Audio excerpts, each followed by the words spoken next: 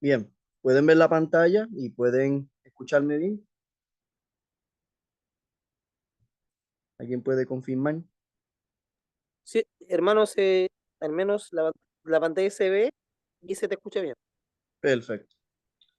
Bueno, le doy muchas gracias a ustedes por estar aquí en esta exposición de el Evangelio, como hemos estado haciendo, usando el Catecismo de Heidelberg, donde nos enfocaremos esta noche en la providencia de Dios Padre, la providencia de Dios Padre. Y el tiempo de ustedes vale mucho para mí. Yo voy a tratar de ser lo más corto posible, pero lo más claro posible. Y voy a depender meramente de la prueba de texto.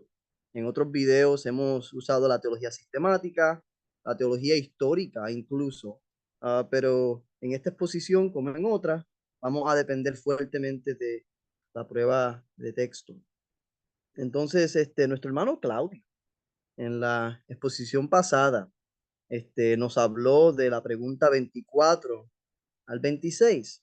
Excelentes preguntas y excelente tema, donde nos hicimos tres preguntas esenciales y las quiero repasar rapidito. ¿En cuántas partes se dividen estos artículos, refiriéndose a los artículos de la fe que leímos, el credo apostólico, ¿verdad? Si no hay más que una esencia divina, ¿por qué se nombran tres?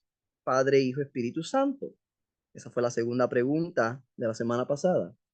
Y la tercera, ¿y qué crees cuando dices, creo en Dios Padre Todopoderoso, Creador del cielo y de la tierra? Y para la primera pregunta, sobre en cuántas partes se dividen esos artículos, la respuesta fue tres, ¿verdad? De Dios Padre y su creación, de Dios Hijo y su mediación, su redención, y del Espíritu Santo y la santificación. Y la segunda pregunta, ¿verdad? Dice, si no hay más que una esencia divina, ¿por qué se mencionan tres personas, Padre, Hijo, Espíritu Santo? Y el catecismo fue directamente a la escritura. No quiso este, analizar mucho fuera del texto. Y dijo, porque así lo reveló en su palabra. De manera que hay tres personas distintas y esto es el único Dios verdadero y eterno. Creemos en un Dios. Y para la tercera pregunta, nuestro hermano Claudio expuso y preguntó, ¿qué crees cuando decimos, creo en Dios Padre Todopoderoso, Creador del cielo y de la tierra? Y la respuesta es que nosotros los cristianos creemos que el Padre de nuestro Señor Jesucristo, quien de la nada, como nos enseñó nuestro hermano Claudio, de la nada creó los cielos y la tierra con todo lo que en ellos hay, sustentándolos y gobernándolos todo por su eterno consejo y providencia. Es mi Padre y mi Dios por amor de Jesucristo. Y estaremos analizando particularmente, como dije, la providencia de Dios Padre. Y por ende, obviamente, vamos a también estar hablando de su gobierno y sustento, porque Dios, mediante su providencia, ¿verdad? Sustenta y gobierna todas las cosas. Y por esta razón, nosotros solamente vamos a exponer las preguntas 27 y 28, porque la pregunta 29 ya empieza a enfocarse en la segunda persona de la Trinidad. Se empieza a enfocar en el Hijo. Es como si el catecismo estuviera siguiendo el mismo patrón del credo apostólico, ¿verdad? Que está dividido en tres partes. Y vemos que todavía estamos en Dios Padre, su creación y ahora su providencia. Irónicamente, en el capítulo 5 de la Confesión de Westminster, cuando empieza a leer los numerales, está articulado de esta forma también. Entonces, ya que hemos repasado estas tres preguntas y respuestas, particularmente la pregunta 26, ¿verdad? Que el Padre de nuestro Señor Jesucristo, quien creó de la nada y sustenta y gobierna todo por su eterno consejo y providencia. Él es nuestro Padre, Él es nuestro Padre celestial. Y ahora nosotros debemos considerar una pregunta muy importante. ¿Cómo Dios provee a sus hijos? ¿Qué es la providencia? Y este atributo de Dios, oyente, a menudo mencionado, requiere que reflejemos profundamente de nuestra parte. Vamos a analizar a la luz de la escritura qué es la providencia de Dios. Y la providencia de Dios se refiere a cómo Dios en su santidad, en su sabiduría, en su poder, gobierna y sustenta todas las cosas. Él las preserva y las dirige. Entonces, analicemos la pregunta 27 antes que yo empiece a dar la respuesta, antes de preguntar. Pregunta número 27. ¿Qué es la providencia de Dios? Respuesta. La providencia de Dios es el poder omnipotente y presente en todas partes de Dios, por medio del cual sostiene y gobierna el cielo y la tierra y todas las criaturas, así como la hierba y la hierba del campo, como la lluvia y la sequía, los años fructíferos y los estériles, la comida y la bebida, la salud y la enfermedad, las riquezas y la pobreza, y todas las cosas. Y todo esto no por casualidad, sino por su mano paternal.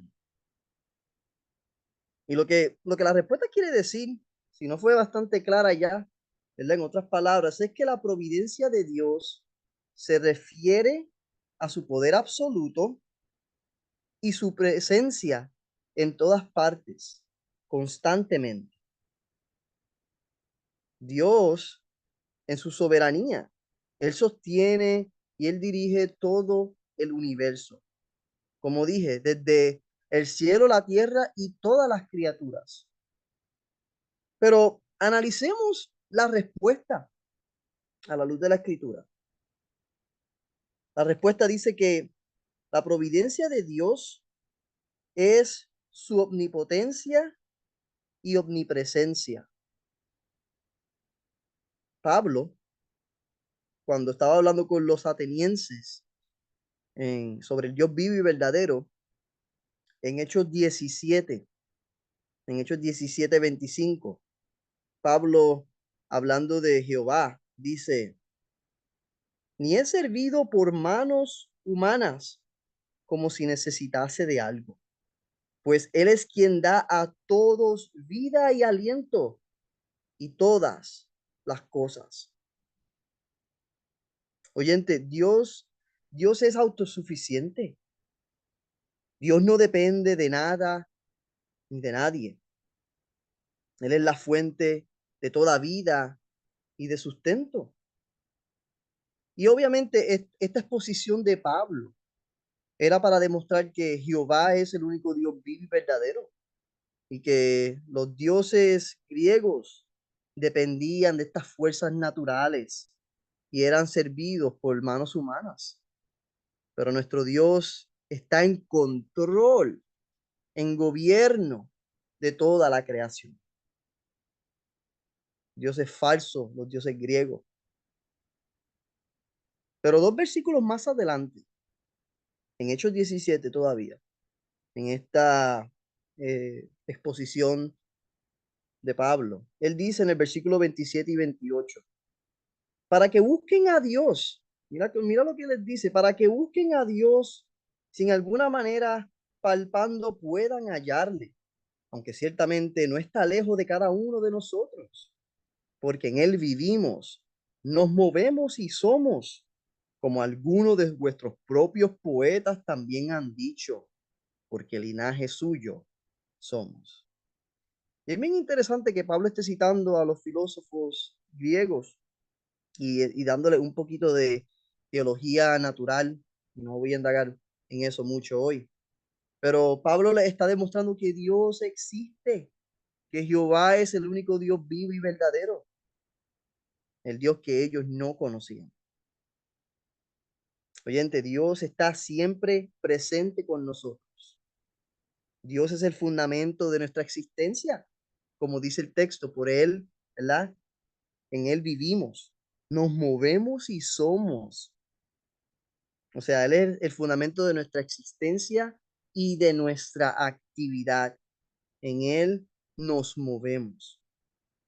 Poderoso pasaje. Jeremías 23, en el Antiguo Testamento, Jeremías 23, versículos 23 y 24 dicen, soy yo Dios, ser de cerca solamente, dice Jehová, y no Dios desde muy lejos. ¿Se ocultará alguno, dice Jehová, en escondrijos que yo no lo vea? ¿No lleno yo, dice Jehová, el cielo y la tierra? O sea, en otras palabras, no te puedes esconder de Dios. Dios está en todas partes. Ahí está el concepto de su omnipresencia en la escritura, en Jeremías 23. Dios está en todas partes y Él ve todas las cosas. No hay lugar donde su presencia no alcance. Y en Ezequiel capítulo 8, a mí me gusta Ezequiel porque Ezequiel le da duro a los ancianos. Ezequiel 8:12 dice, y me dijo, hijo de hombre, ¿has visto lo que los ancianos de la casa de Israel hacen en tinieblas? Cada uno en sus cámaras pintadas de imágenes. Porque dicen ellos, no nos ve Jehová. Jehová ha dejado la tierra. Mira la ignorancia del pueblo de Israel en el Antiguo Testamento, donde en lo oculto violaban el segundo mandamiento, tenían sus propias imágenes. Cuando Saúl iba a matar a David, ¿verdad? Eh, dice el texto que David de hecho tenía una imagen en su cuarto. Lo que pasa es que tienes que leer los detalles en el lenguaje original.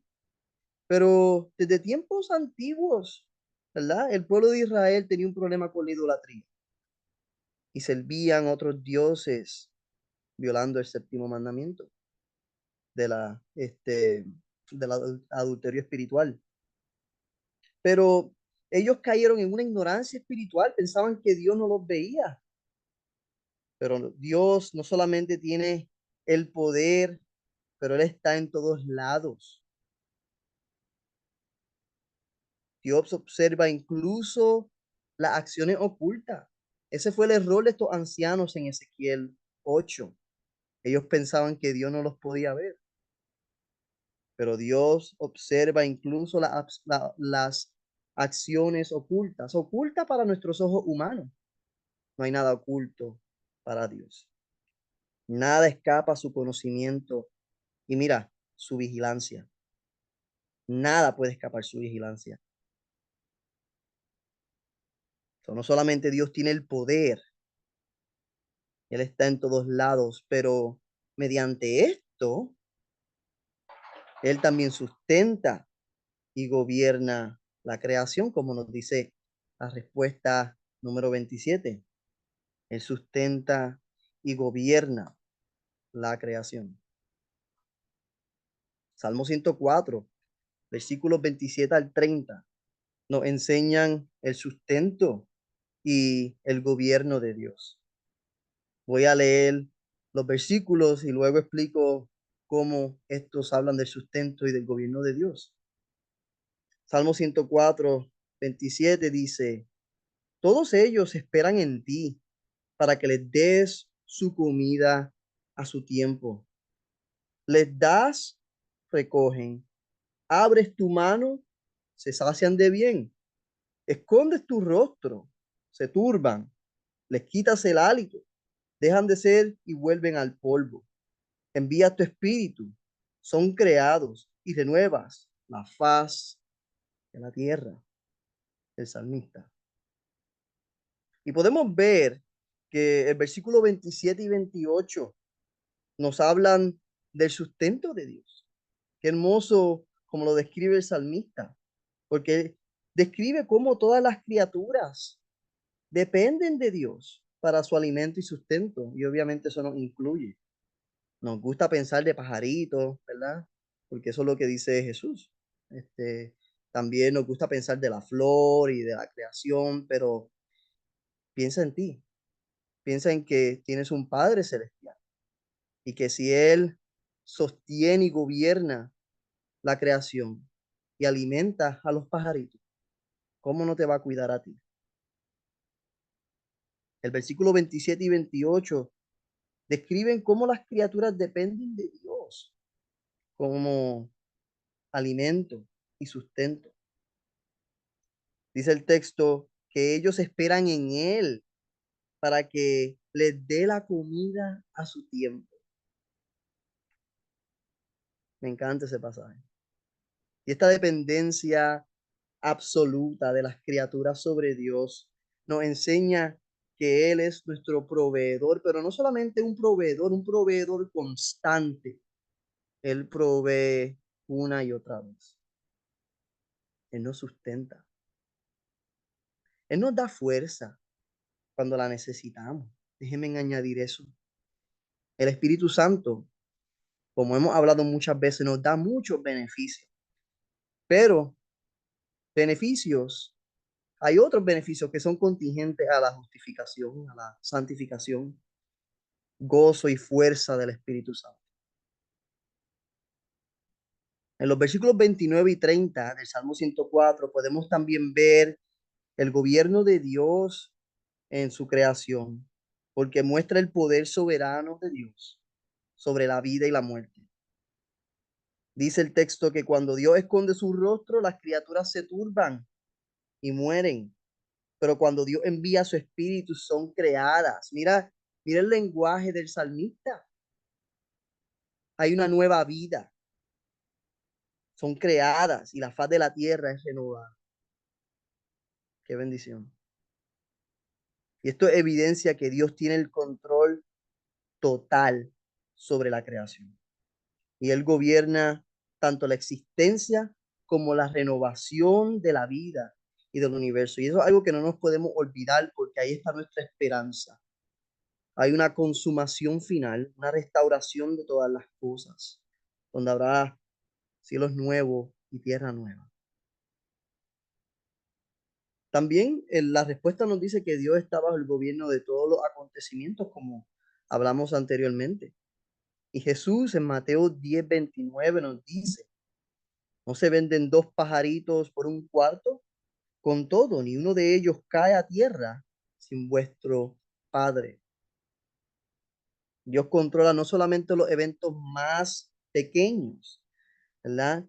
Que ante nuestros ojos pueden ser insignificantes, pero Él controla inclusive las estrellas, el sol, las leyes de la física. Él sostiene todo. Proverbios 16, para concluir la pregunta 27. Proverbios 16, versículos 33, dice, la suerte se echa en el regazo, mas de Jehová es la decisión. Y como dice la respuesta del catecismo, ¿verdad? Al final, nada ocurre por casualidad.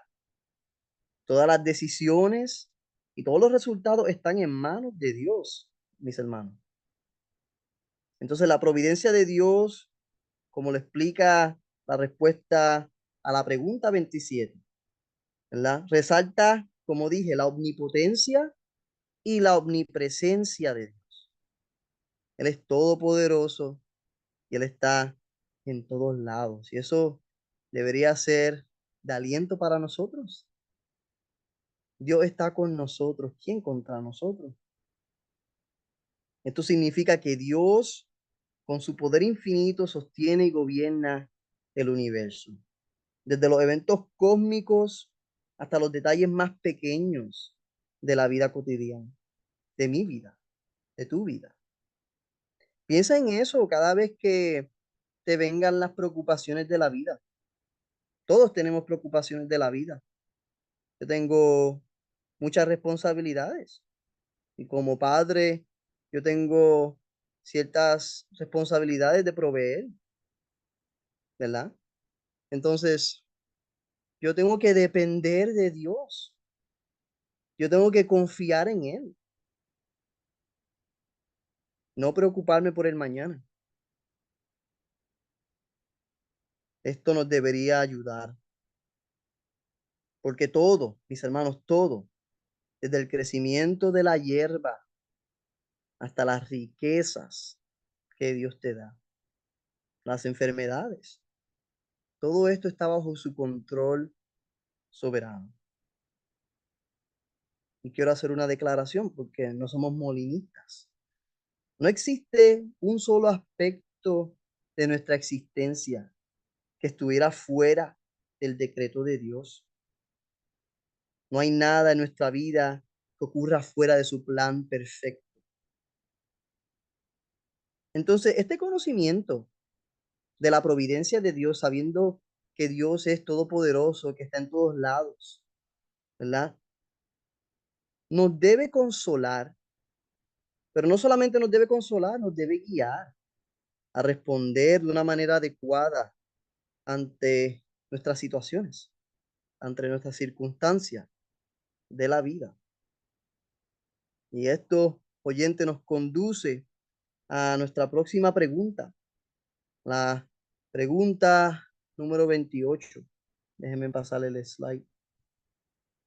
Pregunta número 28.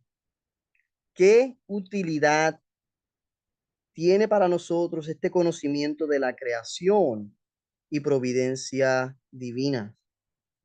Respuesta: que en toda adversidad tengamos paciencia y en la prosperidad seamos agradecidos y tengamos en el futuro toda nuestra esperanza puesta en Dios, nuestro Padre fidelísimo, sabiendo con certeza que no hay cosa que nos pueda apartar de su amor, pues todas las criaturas están sujetas a su poder de tal manera que no pueden hacer nada ni moverse sin su voluntad. Qué hermoso. Y aparte de esto, ¿verdad? Nos dice que tenemos que ser pacientes en la adversidad. Analicemos lo que nos dice la respuesta. ¿Cómo podemos ser pacientes en la adversidad? Y es que el conocimiento de la providencia de Dios es útil porque nos llama a ser pacientes cuando enfrentamos estos momentos difíciles, porque tenemos en nuestra mente que Dios preordenó todo lo que sucede, que Él lo permitió, y reconocer que Dios tiene el control absoluto sobre todas las circunstancias nos da confianza para soportar todas las pruebas sin desesperarnos. Como nos dice Pablo en Romanos 5:3. Y no solo esto, sino que también nos gloriamos en las tribulaciones, sabiendo que la tribulación produce paciencia. Y este versículo nos enseña que las tribulaciones tienen un propósito divino. Las tribulaciones no están fuera del plan ni del decreto de Dios, son parte de su plan, son parte de su plan eterno. Producen paciencia en nosotros, como dice Romanos 5. Tienen un resultado positivo. Es nuestra santificación, paciencia. Hermoso. Santiago 1:3. Sabiendo que la prueba de vuestra fe produce paciencia otra vez, porque las pruebas fortalecen nuestra fe y nos enseñan a perseverar. Y es bien interesante porque Pablo estaba en la cárcel cuando le escribió a los filipenses. Y Pablo tenía certeza de que él iba a ser liberado, de que él iba a ser liberado de la cárcel.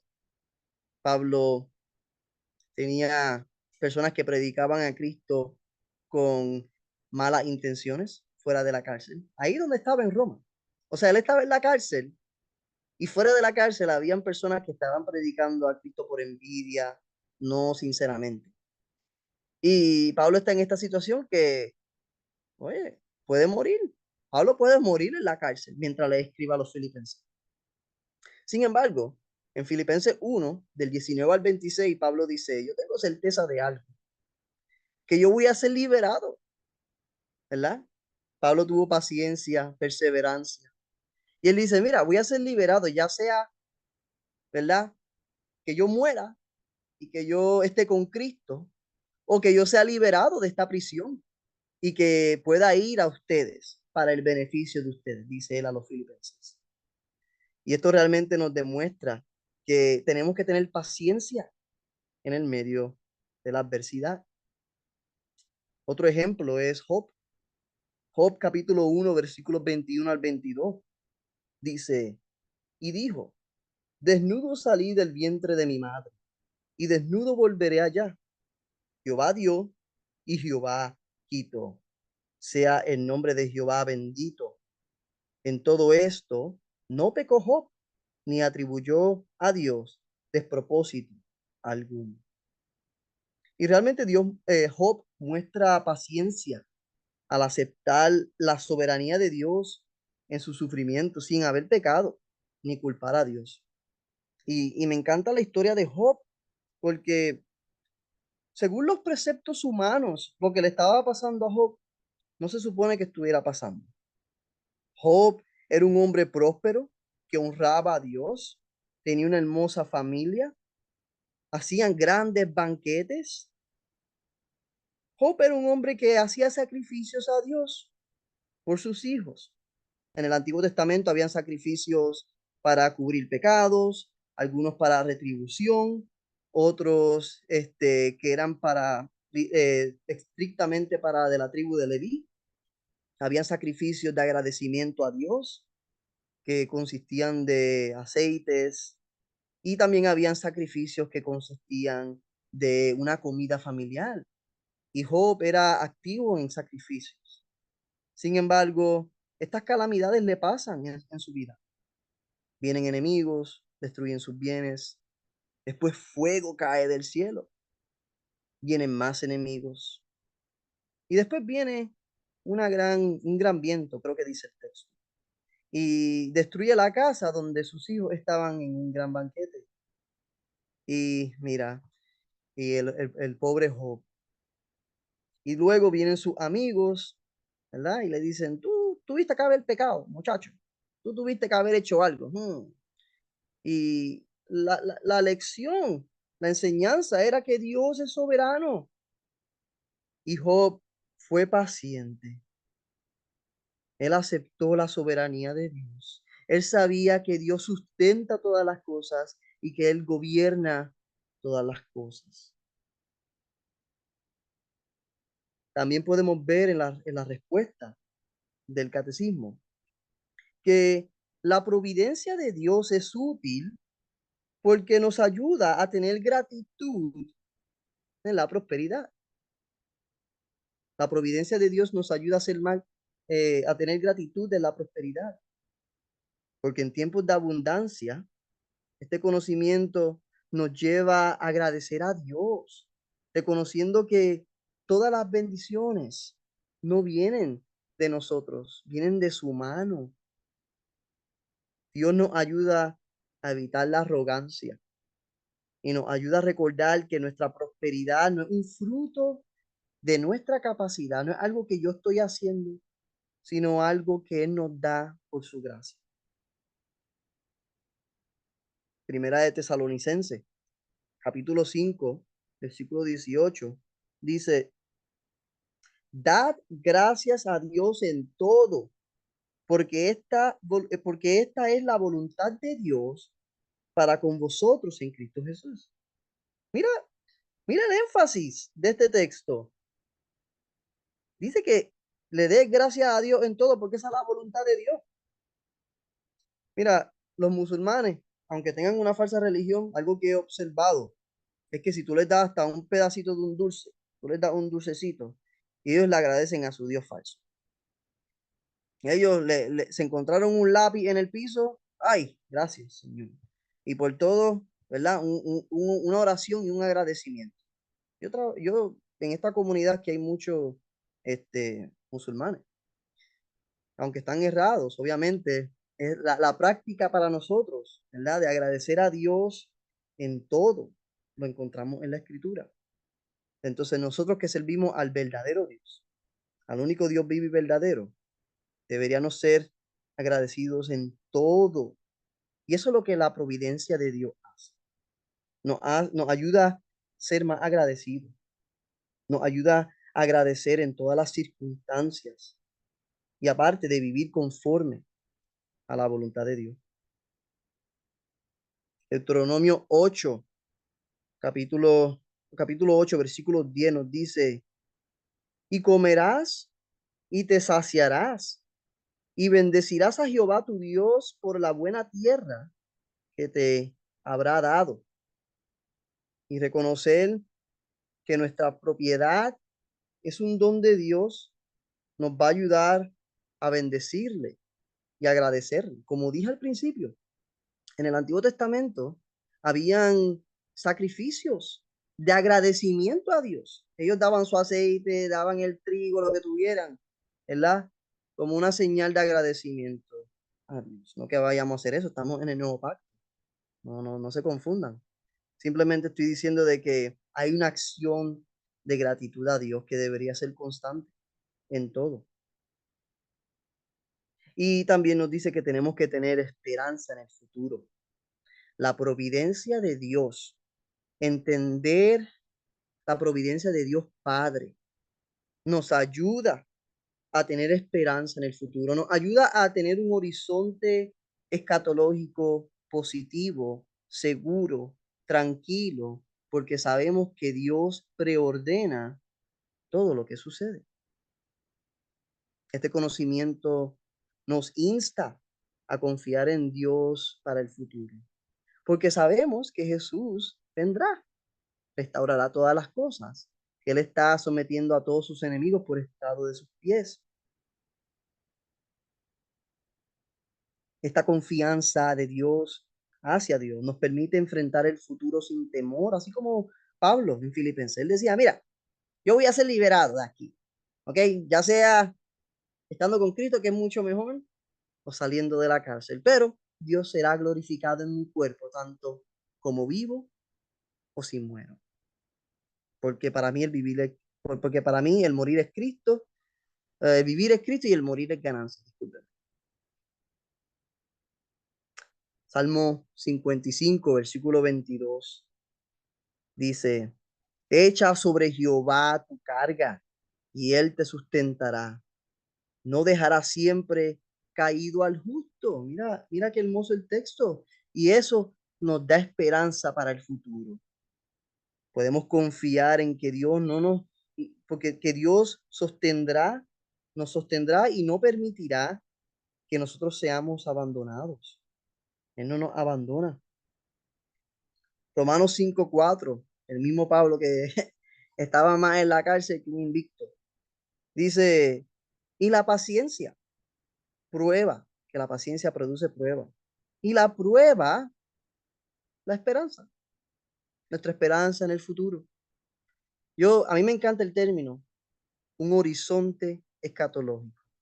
Miren la puesta del sol que está aquí en, en la pregunta, en la pantalla, ¿verdad? Un horizonte escatológico. Qué hermoso horizonte. Y siempre sabemos que el sol siempre va a salir porque el Señor sostiene y sustenta todo. Y nosotros tenemos una confianza que, así como el Señor ascendió una vez, así va a venir otra vez a juzgar a los vivos y a los muertos. Y que todo propósito que Él tiene para con nosotros se va a cumplir.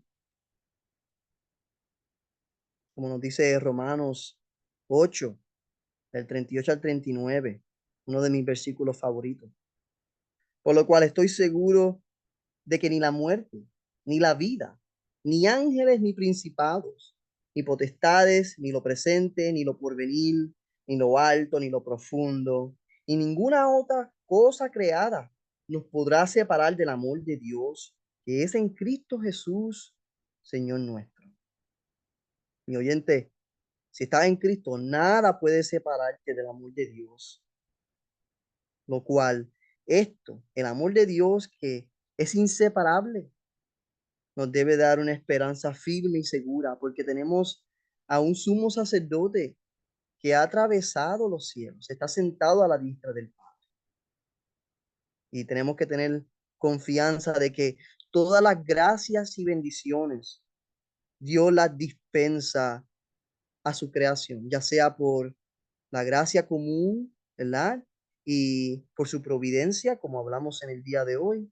Pero también, y más importante, Dios, el Espíritu Santo, nos da y dispensa todas las gracias que se encuentran en Cristo Jesús. Y por eso que tenemos que confiar en la predicación del Evangelio, en los sacramentos, en la oración, en la comunión de los santos, porque son estos medios por los cuales el Espíritu Santo dispensa las gracias que necesitamos, que son de Cristo Jesús y que solamente podemos encontrar en Él. Pero en cuanto a la providencia de Dios, vamos a concluir de esta forma. El conocimiento de la creación de Dios Padre y de su providencia tienen un profundo impacto en cómo nosotros vivimos nuestras vidas diarias. Nos da la perspectiva correcta para afrontar todas las dificultades con paciencia y agradeciendo a Dios por todas las bendiciones que Él nos da. Y nos ayuda también a confiar continuamente en Él. Este entendimiento de la providencia de Dios nos fortalece en la fe y nos anima a depender completamente de Dios en todos los aspectos de nuestra vida, sabiendo que Él obra todas las cosas para nuestro bien y para su gloria, como Pablo dice en Romanos 8. El poder de nuestro Dios, el amor de nuestro Padre, son la base de nuestra esperanza, oyente, y es nuestra seguridad de que independientemente de las circunstancias, nosotros estamos en sus manos. Dios provee por nosotros y debemos confiar en su providencia de que Él nos da todo lo que necesitamos. Hasta aquí mi exposición sobre la providencia de Dios Padre. Si tienen alguna pregunta, aquí estoy. Gracias.